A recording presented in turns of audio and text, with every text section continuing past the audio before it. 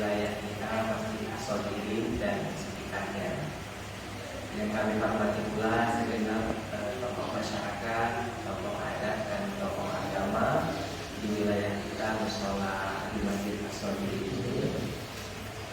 Kemudian juga segenap kepengurusan Masjid As-Shodirin ya, yang insya Allah kita semua dirahmati Allah Subhanahu wa Ta'ala. Hadirin, hadirat Bapak Ibu sekalian, jamaah masjid ini yang insya Allah kita semua mendapatkan rahmat dari Allah Subhanahu wa Ta'ala.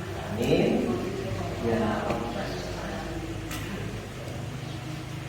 Kami sangat senang sekali bisa hadir kembali silaturahim ke tempat Bapak dan Ibu sekalian di masjid ini dalam keadaan sehat, dalam keadaan aman, dan juga dalam keadaan semangat beribadah. Jadi suatu hari Baginda Nabi berpesan kepada kita Bapak Ibu sekalian, kalau seandainya kita terbangun dari tidur kemudian menjumpai 3 hal. Yang pertama adalah badan sehat. Dan alhamdulillah Bapak Ibu yang hadir sekarang dalam kondisi sehat. Bukti sehat adalah bisa hadir, mampu hadir di masjid. Yang kedua, lingkungan tempat tinggal aman. Lingkungan tempat tinggal kita secara umum Bapak Ibu alhamdulillah aman. Tadi kami sebelum subuh datang ke daerah ini aman. Alhamdulillah Pak ya. Lingkungan kita layak huni. Jadi masih banyak pohonnya, masih banyak hewannya, dan itu bagus Bapak Ibu sekalian. Berarti masih sehat.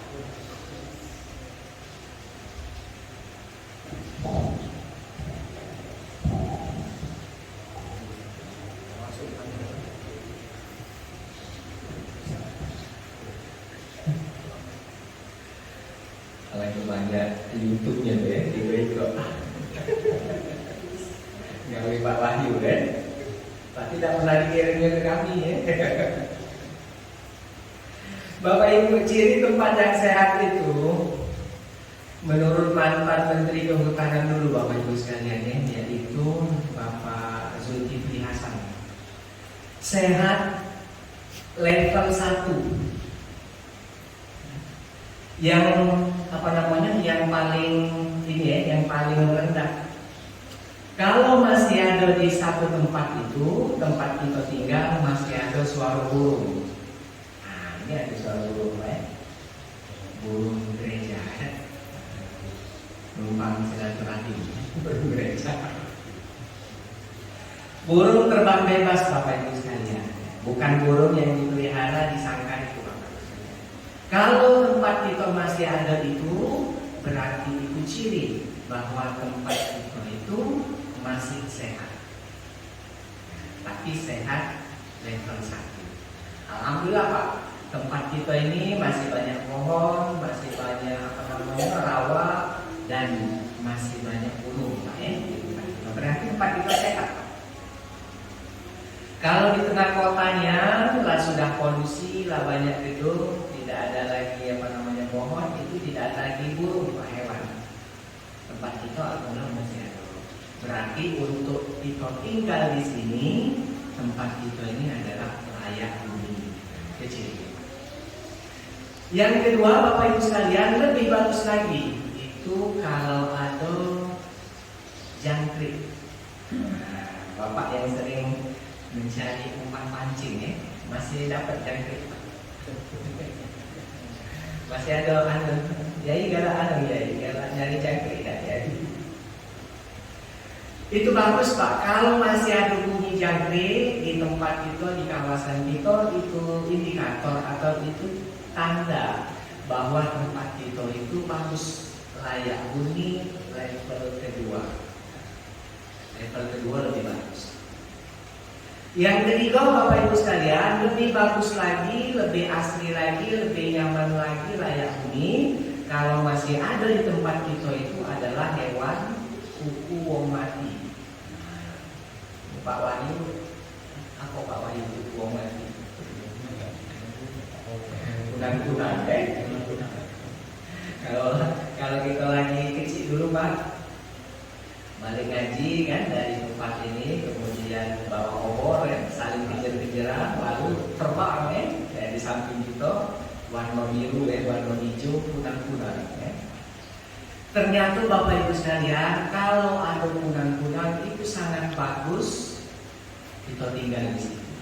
Itu biasanya daerah rawa, daerah semak-semak ya, daerah dekat kuburan. Biasanya kuburan itu kan biasanya seram, banyak pohonnya. Nah itu biasanya banyak banyak kunang-kunang. Nah, biasanya di perkebunan ini Bapak Ibu sekalian, di perkebunan sawit, di perkebunan karet misalnya, itu ternyata banyak kunang-kunang. Dan secara ilmu kesehatan, ilmu kehutanan, itu ternyata tempat itu sangat bagus untuk dihuni. Nah makanya orang di dusun itu Bapak Ibu sekalian itu jarang yang sakit ya. Tiap hari begawe ke sawah atau ke kebun, fisiknya sehat ya. Sering olahraga fisik, jalan kaki, kemudian udara yang dihirupnya itu bagus, walhasil mereka jarang sakit.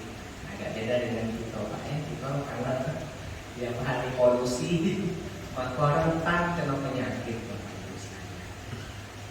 Jadi bersyukur kepada Allah kita diberikan kesehatan. Nah, maka kata baginda Nabi, pertama kalau kita terbangun dari tidur dalam kondisi sehat, alhamdulillah Pak kita sekarang sehat. Yang kedua terbangun dari tidur lingkungan tempat kita tinggal aman, layak huni. Dan yang ketiga adalah terbangun dari tidur, mohon maaf, untuk makan dan minum pada hari itu ada atau tidak ngutang. Maka kata baginda Nabi, sesungguhnya kita adalah wong kaya. Jadi dalam pandangan Islam yang dimaksud dengan kaya itu sederhana tadi Pak. Cuma 3 ya, badan sehat, lingkungan tempat tinggal kita layak huni, yang ketiga adalah untuk kita konsumsi pada hari itu ada. Alhamdulillah Pak, kita insya Allah ada yang kita makan walaupun tidak mewah ya, sederhana, tetapi cukup untuk hari ini. Besok lain lagi itu kan istimewa. Yang jelas pada hari itu saja. Bapak Ibu yang kami hormati, alhamdulillah nikmat yang lain kami bisa silaturahim ke tempat masjid Bapak dan Ibu sekalian. Enak silaturahim itu apa namanya? Kalau bahasa kita orang paling bantu nambah keluarga ya, nambah dulu. Jadi besok-besok kalau kita ketemu di jalan, ketemu di suatu tempat misalnya, pacak saling tegur Bapak Ibu sekalian ya, pacak saling sapa, dan itu membuat kita bahagia. Jadi kita hidup ini terasa banyak keluarga, banyak kawan Bapak Ibu sekalian ya, banyak sanak, banyak dulur, dimulai dari seringnya silaturahmi. Bapak Ibu yang kami hormati, bersyukur pula kepada Allah pada pagi hari ini kita menunaikan puasa. Menunaikan puasa di bulan Ramadan. Ramadan itu dari bahasa Arab, berasal dari kata rombo. Rombo itu adalah pembakaran. Yang dimaksud pembakaran adalah pembakaran terhadap kesalahan-kesalahan kita atau dosa-dosa kita di masa yang lalu. Jadi Bapak Ibu sekalian, ketika kita menunaikan puasa dengan baik, kemudian malam harinya kita qiyamul lail, ibadah di malam hari seperti tarawih, witir, tadarus, tahajud dan seterusnya, kita lakukan dengan baik, maka itu bisa menghapuskan kesalahan-kesalahan kita. Dosa-dosa kita di masa lalu itu bisa terhapuskan kemudian kita serius, fokus menunaikan ibadah Ramadan. Suatu hari baginda Nabi menyampaikan hadisnya yang diriwayatkan oleh Imam Muslim. As-shalawatul khams, salat yang 5 waktu. Wal jum'atu ilal jum'ati, satu salat Jumat ke salat Jumat berikutnya.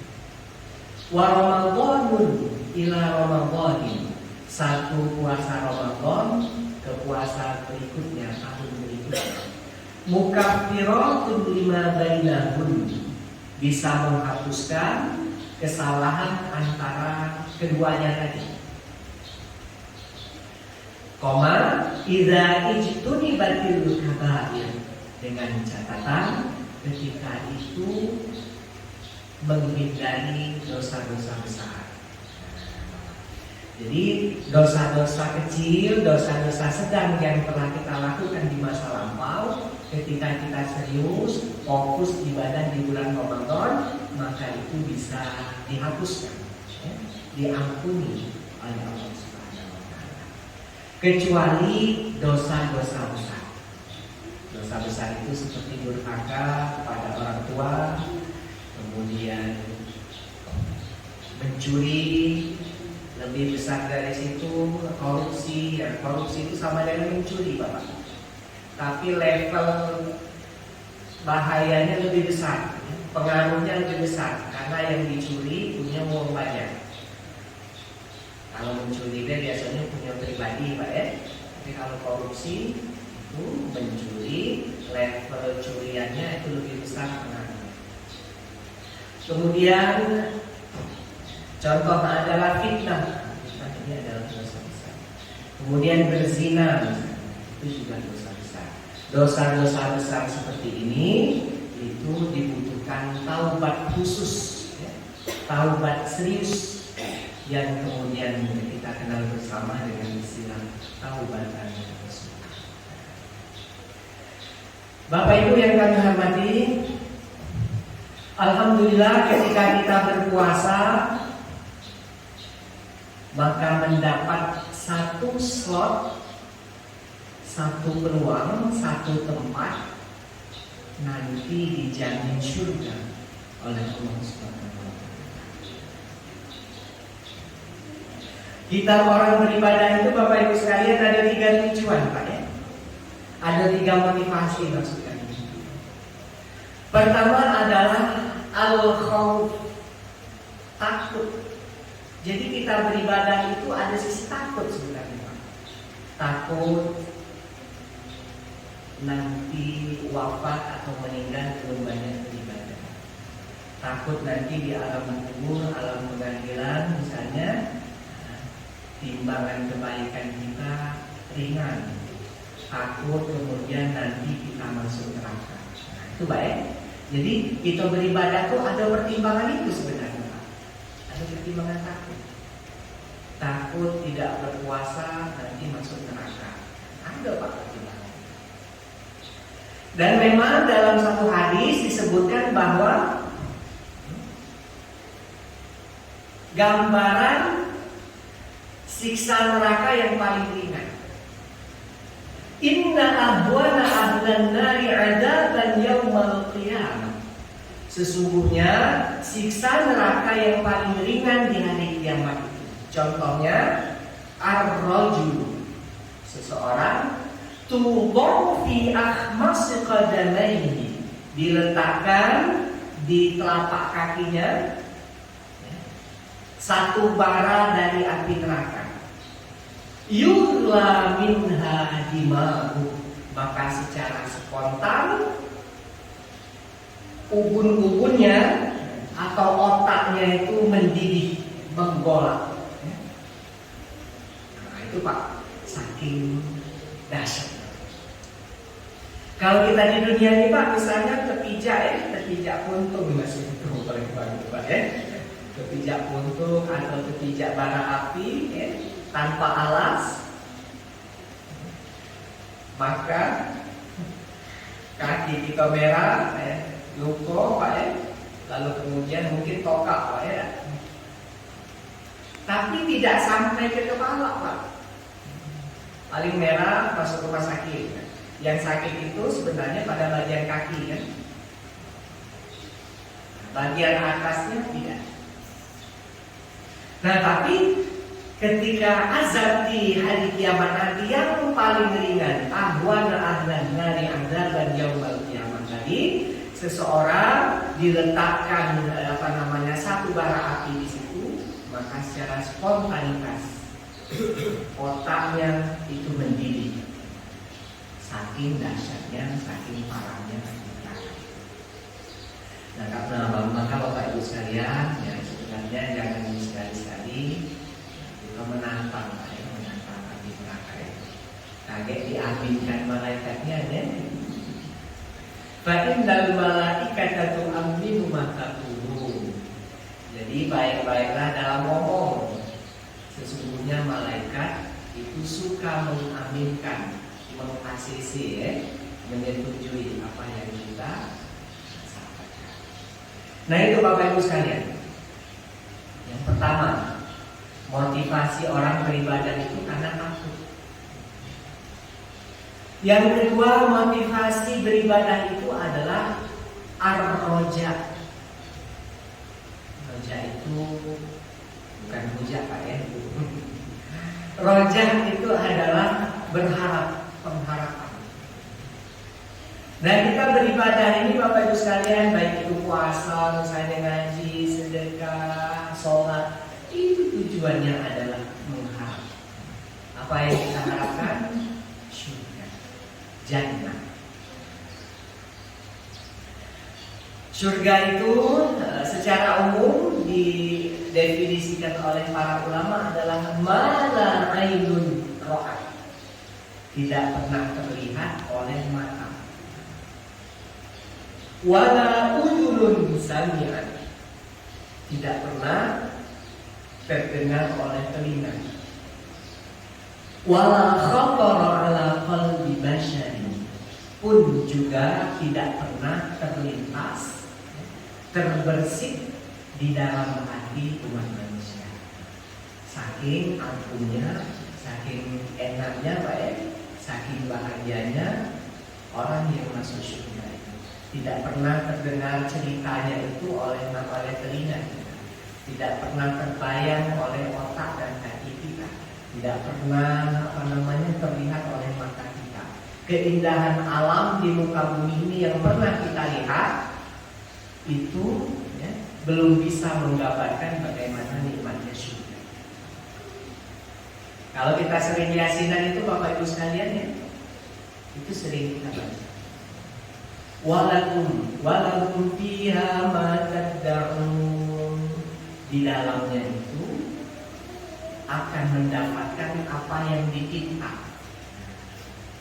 Jadi minta makanan akan segera hadir, minta pasangan hidup akan segera hadir, minta istirahat akan segera hadir, ya, semaunya. Maka itu yang disebut dengan surga. Kemudian ayat yang kita baca ketika sholat tadi Bapak Ibu sekalian, la yasma'una fiha lagwan wala kidzaba, di dalamnya itu tidak pernah terdengar ucapan-ucapan yang rendah dan ucapan-ucapan yang bohong. Jadi saking damainya, saking bahagianya, saking tenangnya kehidupan di surga nanti. Nah, Bapak Ibu sekalian, salah satu motivasi orang beribadah adalah itu, untuk menggapai surga. Yang kedua, Pak, ya. Yang ketiga adalah motivasi orang beribadah itu adalah karena al-hubbu, cinta, senang. Itu Bapak Ibu sekalian, ya, karena cinta. Nah, jadi mungkin karena Bapak Ibu sekalian sudah terbiasa beribadah, hadir sholat subuh ke sini sebenarnya bukan karena takut surga, bukan karena takut neraka dan mengharapkan surga, tapi sebenarnya yang lebih dominan, yang lebih kuat adalah karena cinta. Cinta kepada pencipta kita, cinta kepada baginda Nabi yang menjadi utusan beliau. Dan oleh sebabnya kita dengan senang hati hadir berpuasa, kemudian menunaikan sholat subuh di sini, itu dilandasi karena cinta, senang. Ibu bapak yang kami hormati, dari ketiga ini tadi, ya, dari takut, mengharap, dan cinta, yang mana yang lebih bagus Bu? Yang mana Pak yang lebih bagus untuk kita ini Pak, untuk kita miliki? Ya Bapak Ibu sekalian, jadi sebenarnya bagus semua Pak ya. Tapi levelnya yang lebih bagus itu adalah kita beribadah dilandasi cinta. Jadi karena cinta itu akan membuat kita misalnya senang, membuat kita tanpa beban, membuat kita beribadah dengan sangat bagus kualitasnya. Nah itu Bapak Ibu sekalian. Jadi yang perlu kita upayakan bersama-sama adalah beribadah itu karena cinta. Sholat tarawih misalnya Pak ya, puasa, kemudian ngaji dan seterusnya itu dilandasi karena cinta. Bapak Ibu yang kami hormati, oleh karenanya pada kesempatan kali ini kita menyampaikan ada 4 golongan manusia yang dirindukan surga oleh Allah SWT. Nah ini menarik Bapak Ibu sekalian pembahasannya. Kalau selama ini kita yang mengharapkan surga, ya kita yang benar-benar menantikan, bercita-cita ingin ya menggapai surganya Allah Subhanahu wa taala tersebut. Nah, lalu dalam hadis ini disebutkan ada 4 kelompok manusia yang itu dirindukan surga. Jadi bukan kelompok ini yang sangat mengharapkan surga. Sebaliknya, surganya yang rindu mencari mana orang 4 ini. Lanjut Bu ya. Kalau tidak lanjut sambung minggu depan. Al-jannatu, surga, mushtaqatun, rindu, ila arba'ati nafarin, kepada 4 kelompok. Surga rindu kepada 4 kelompok manusia Pak. Pertama, talil Quran, orang yang gemar membaca Al-Quran. Jadi kalau kita suka ngaji, suka membaca Al-Quran, ya, dimanapun itu Bapak Ibu sekalian, bisa di masjid, musola, bisa di rumah, ya, atau bisa di tempat kita kerja, sempat-sempatnya kita membaca Al-Quran, maka itu bisa menjadi bisa menjadi tadi golongan orang yang mendapatkan surga. Dalam hadis lain disebutkan bahwa pahala membaca Al-Quran itu sangat besar Bapak Ibu sekalian. Ada satu ayat misalnya Alif Lam Mim, itu dihitung 3 huruf ya. Alifnya 1, Lam 1, Mim 1, 3 huruf. 1 kebaikan, 1 huruf dikali 10 sama dengan 30 kebaikan. Baru ngaji 1 Alif Lam Mim, kebaikannya, ganjaran pahalanya itu mendapatkan 30. Apalagi ayat yang kita baca itu banyak berlembar-lembar, apalagi di bulan Ramadan, maka itu dilipat gandakan. Nah oleh sebabnya Bapak Ibu sekalian, kesempatan bersama sangat bagus Pak. Kita rajin-rajin ya, membaca Al-Quran terutama di bulan Ramadan. Sempat-sempat waktu ya kita sempatkan sambil nunggu berbuka puasa misalnya Pak ya. Setelah sholat barang berapa menit ya kita baca Al-Quran, itu masuk nanti golongan yang surga rindu kepadanya. Itu ya. Yang kedua adalah wahafidil lisan, orang yang pandai menjaga lisan. Jadi orang yang lisannya itu ya, berkata yang baik, atau kalau tidak dia diam. Falyaqul khairan aw liyasmut dalam hadis lain. Maka hendaknya lisannya itu digunakan berucap dengan ucapan yang baik, atau kalau tidak dia diam. Jaga lisan baik. Nah, maka penting Pak kita jaga lisan kita ini, jangan sampai misalnya gara-gara lisan kita ini seolah-olah omongan kita itu merendahkan orang lain. Tidak boleh. Agama mengajarkan jangan menghina orang lain, jangan merendahkan orang lain. Likulli syai'in maziyah. Setiap orang itu punya kelebihan masing-masing. Setiap orang itu ada kekurangan, ada kelebihan. Jadi kita tidak boleh Bapak Ibu sekalian dalam hati ataupun lisan kita itu seolah-olah merendahkan orang lain. Karena orang lebih dalam sesuatu, mungkin dia lebih kaya, lebih apa namanya, dia punya jabatan, dia terhormat. Tapi di sisi yang lain dia punya kelemahan. Pun demikian orang lain bisa saja tidak terpandang, bisa saja hidupnya biasa saja, tapi kemudian dia punya kelebihan lain, potensi lain. Oleh sebab itu kita tidak boleh merendahkan, menghina orang lain. Itu Bapak Ibu sekalian ya.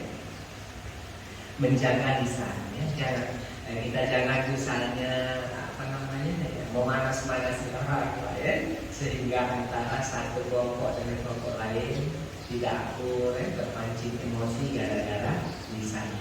Itu halaful lisan, orang yang menjaga lisan.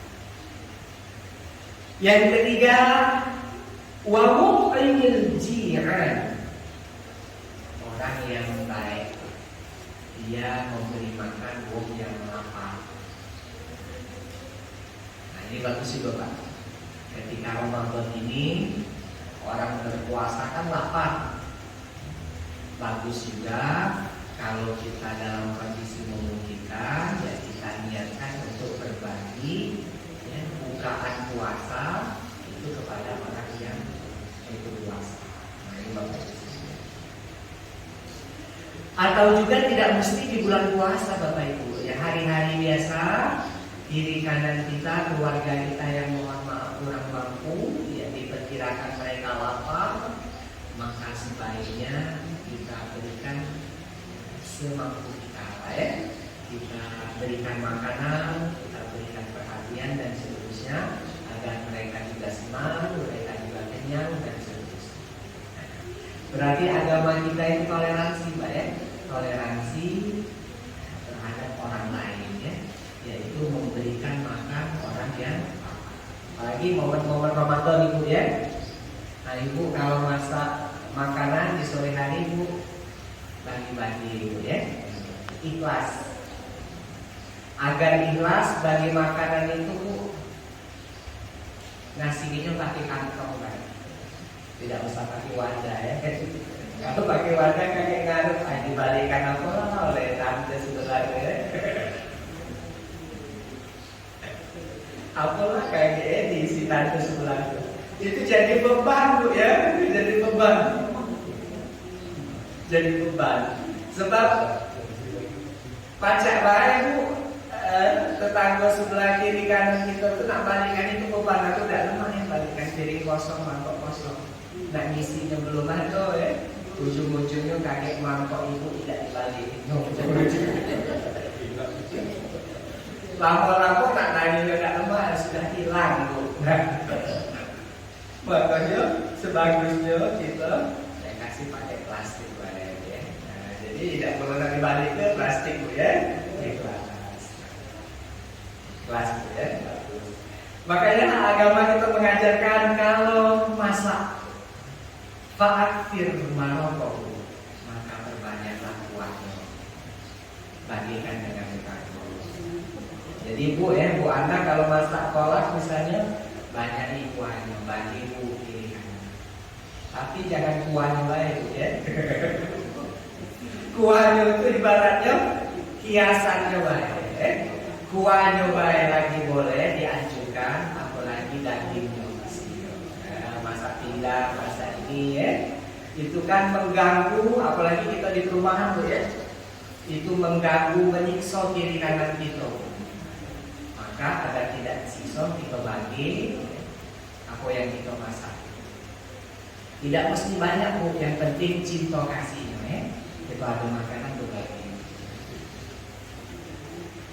Yang keempat, yang terakhir Bapak Ibu sekalian, wasaimin fi syahri Ramadan.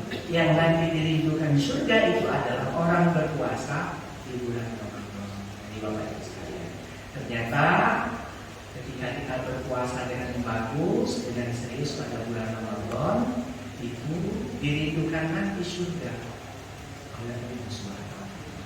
Kalau kita pikir empat-empatnya ada di bulan Ramadan, Pak. Tahayul Quran, orang yang gemar membaca Quran. Kita gemar membaca Al-Quran biasanya di bulan Ramadan, lebih banyak. Yang kedua adalah hafidil lisan, menjaga lisan. Yang ketiga mu'minil jiran, ya, memberi makan orang yang lapar. Nah, tapi kalau bulan puasa, jangan pas lapar itu dulu ya. Ketika waktunya sudah masuk ya. Jangan sini, aku nggak makan hadis. Kamu lapar ya puasa, ngapain makan.